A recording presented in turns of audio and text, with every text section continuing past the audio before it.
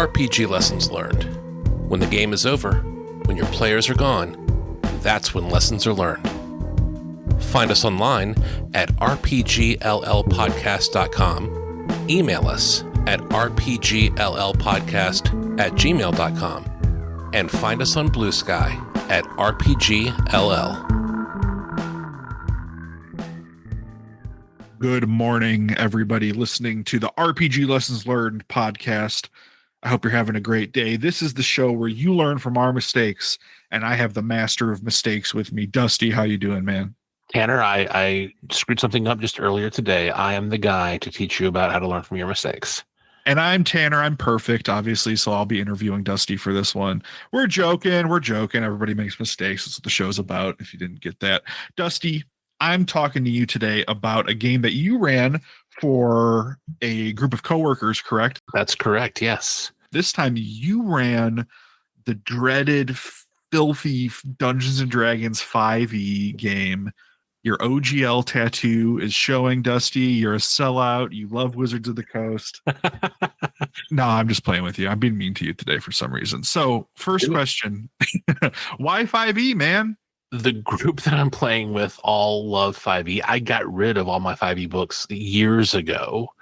During the pandemic, I got rid of everything. And I had a ton of 5e stuff. Got rid of it all. And in my heart of hearts, I was very confident I was never going to play 5e again. But they all love 5e. And they were like, what if we play a 5e game?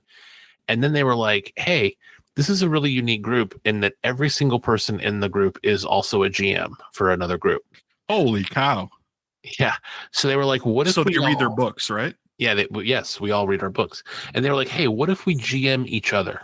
And 5e, and they all know I don't like it. So they're like trying to convince me. They're like, 5e is the lingua franca that we all share.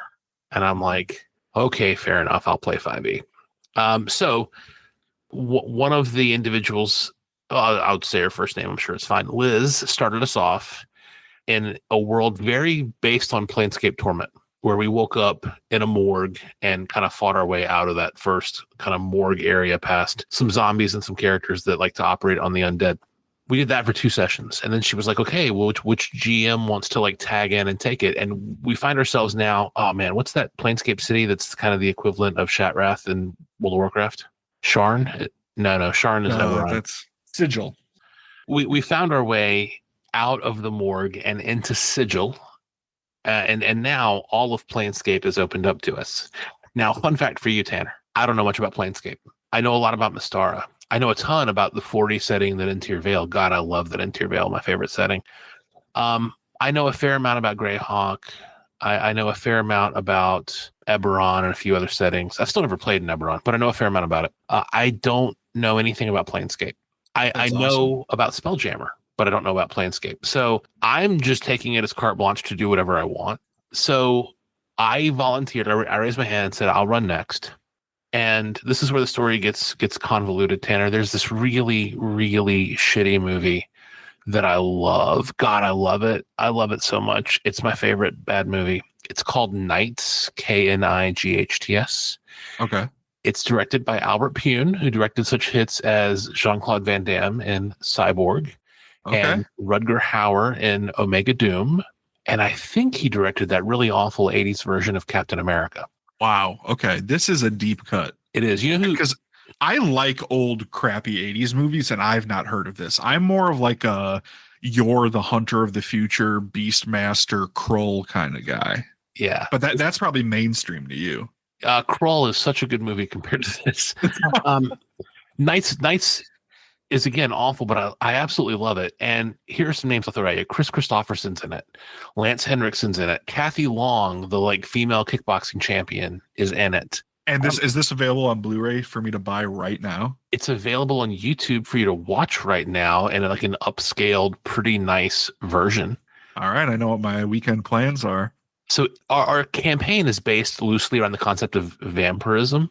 Okay. And in the movie Knights, cyborgs have discovered it's a post-apocalyptic setting. Everything's desert. There's no computers, but there are cyborg super soldiers left over from the last war. And they've learned that if they drink human blood through needles in their fingers, they've modified themselves to be able to do this. They can extend their lifespan. Okay. So they're cyborg techno-vampires. And this movie is about this lady learning like kickboxing to be able to defeat cyborgs in kickboxing bouts. Is Chris Christopherson a cyborg? He's a good cyborg. He teaches Kathy Long how to be a martial arts champion, and he teaches her how to kill cyborgs. This sounds like Blade, man. It's insane. Wait, so Chris Christopherson in 2 different movies is a mentor for a vampire hunter? Yeah. 2 that we know of. Could be more. Could be more. He's taken from us too soon. God rest him. He was. Anyway, so here's what I did. I took this movie that I love, that I first watched it on like TBS in the early 90s with my dad. And I took this idea that we're in Planescape and I can do whatever the hell I want. And I took an adventure from the D&D Essentials kit that was published in 2019 called Tower of Storms. It's like a 3-page adventure. The Essentials kit, by the way, wonderful 5e product. My favorite 5e product. It's a campaign. It's like 10 or 12 adventures in one 64-page booklet. Is this the thing that they replaced Lost Minds of Phandelver with? Yes. Okay. Yes, it is. I really like Lost Minds of Phandelver. I think Phandelver's freaking excellent. So I was a little bit disappointed when that got kind of taken off the presses and they replaced it with this thing, but it sounds like this thing is also quite good. I love it. Yeah, the campaign book in the Essentials kit is called The Dragon of Ice Spire Peak, where you spend the entire campaign chasing down this white dragon. I took the adventure Tower of Storms and I completely left the monsters alone and changed all the flavor to be this post-apocalyptic cyborg world. So I sent you the adventure. If you look at it. Yes. I'll give you an adventure. If you look at the beach on page 2, the giant crab stat block, that is exactly what's in the adventure. But I named it CR48, which if you know Leet speak spells crab. And then crab's friend is B4N5H33, which if you know Leet speak spells Banshee. I'm picking up what you're putting down. So in Tower of Storms, the original adventure as published, this crab wants you to rescue its banshee friend because this elf imbued the crab with intelligence, and now the crab feels bad that she's been turned into a banshee and wants you to like release her spirit. Well, in my version, the banshee is a mobile turret that has a sonic weapon, and the crab would like you to replace its control disc. So you can see I left the monster stats completely alone and purely changed the flavor. My human cronies were human cyborg collaborators wearing jetpacks. I am really excited by the phrasing jetpack cronies. That might be the most evocative thing I've ever read in an adventure. You know, what a great way to replace harpies. The people in jetpacks with swords. I described the fight as being very similar to Highlander 2, which probably doesn't make sense to you. I reflavored this existing adventure to take You're place so good at this, man. in a completely different world. That's awesome. But room for room, map for map, enemy for enemy, hit point for hit point. It's an adventure, a 3rd level adventure from that Essentials kit. How hard was this to make? Because this is clearly a lot of work, even if you have the skeleton of adventure, to reskin everything. So you do this a lot. I'm a fan of it. I think I would have a hard time if I did this, like keeping track and like I feel like I'd overlook something and not reskin something correctly.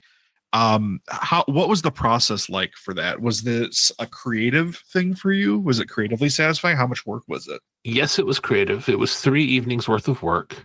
Step 1 was to find an illegal PDF online that I could copy and paste from. Step 2 was cleaning up all that text because the copy and paste was from like an optical character reader, so it was garbage.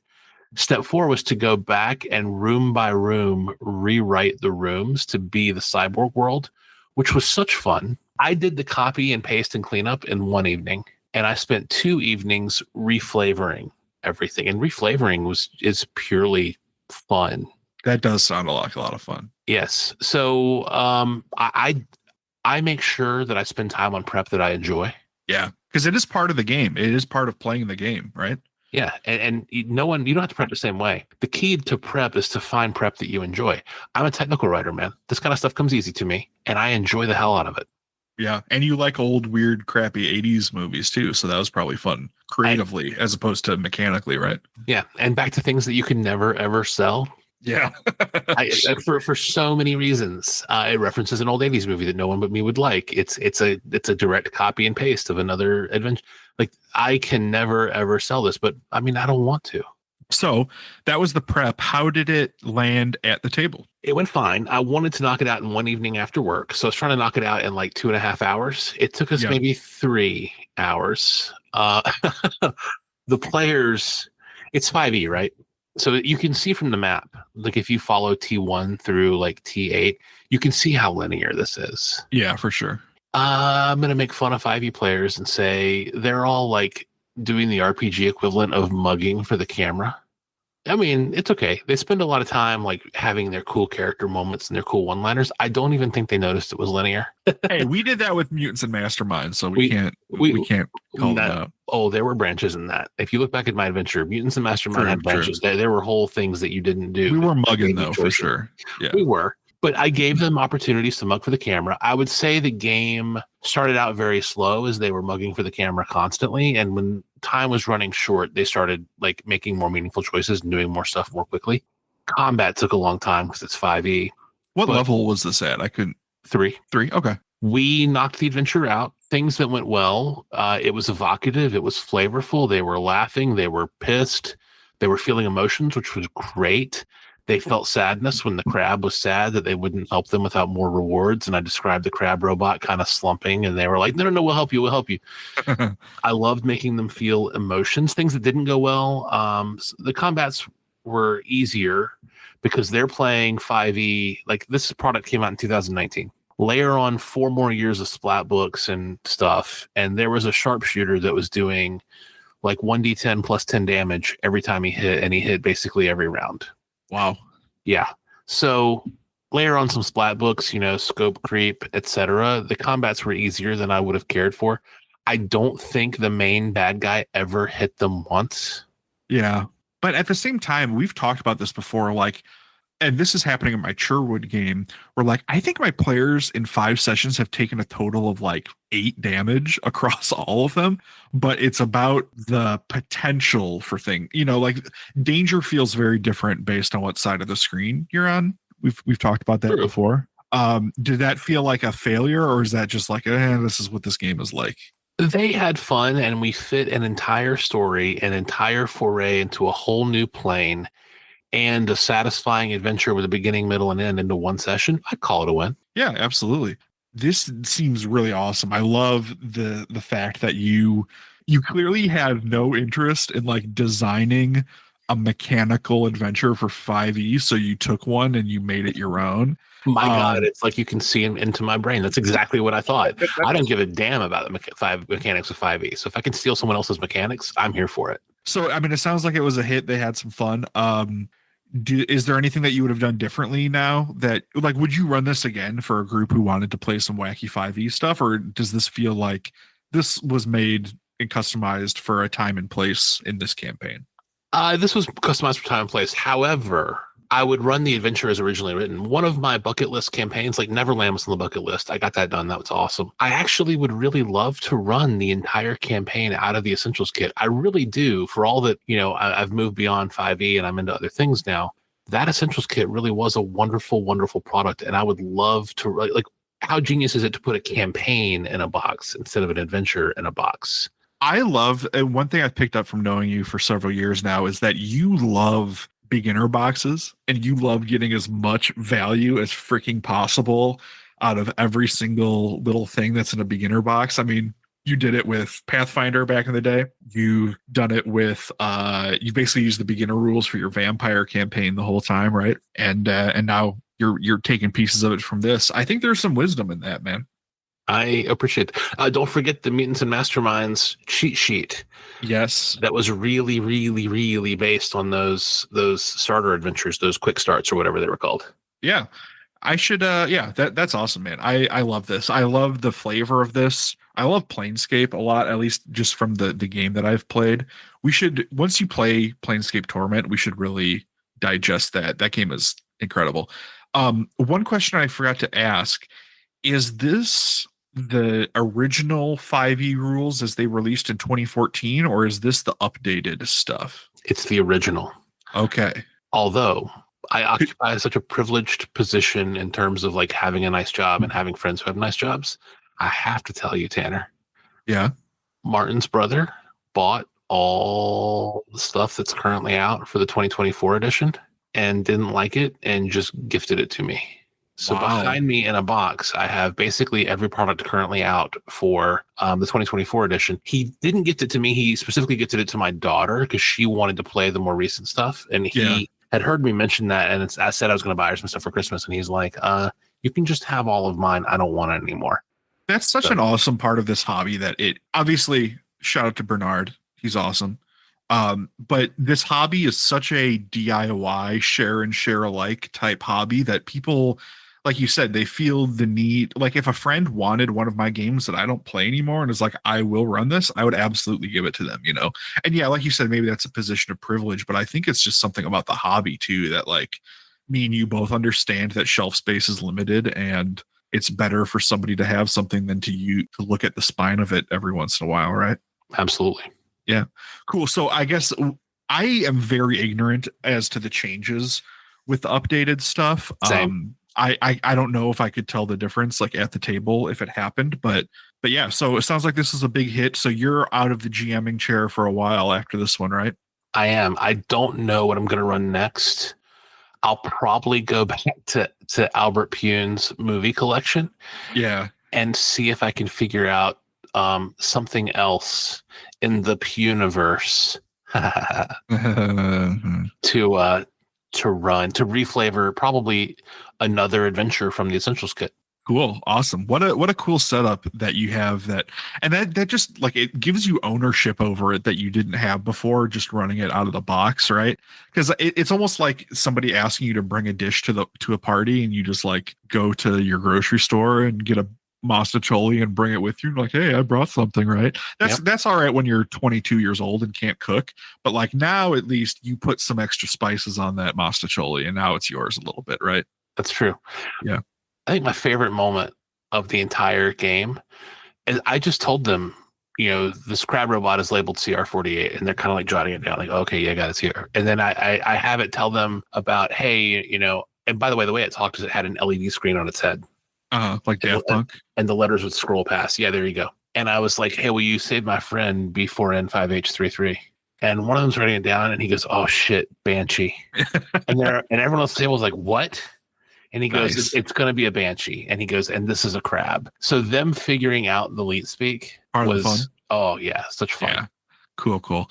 Awesome. Well, if you ever have any other cool sessions that you want to talk about as a player too, I'd love to hear it. But what a fun idea for like, oh, Dusty, it's your turn to do something, and then you whip this thing out. Did they know at all, I guess, that you adapted this from? Oh yeah. Okay, they did. All right. I was gonna say, were you trying to present this as your own work? I did at first. I showed them the movie and said, hey, FYI, the games will take place in this world.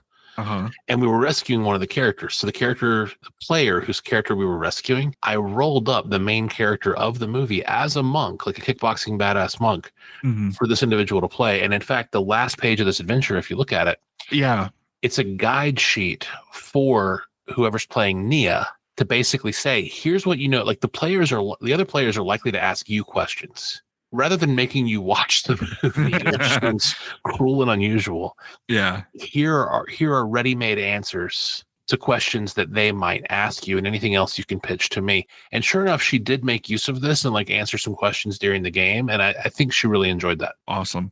I love that.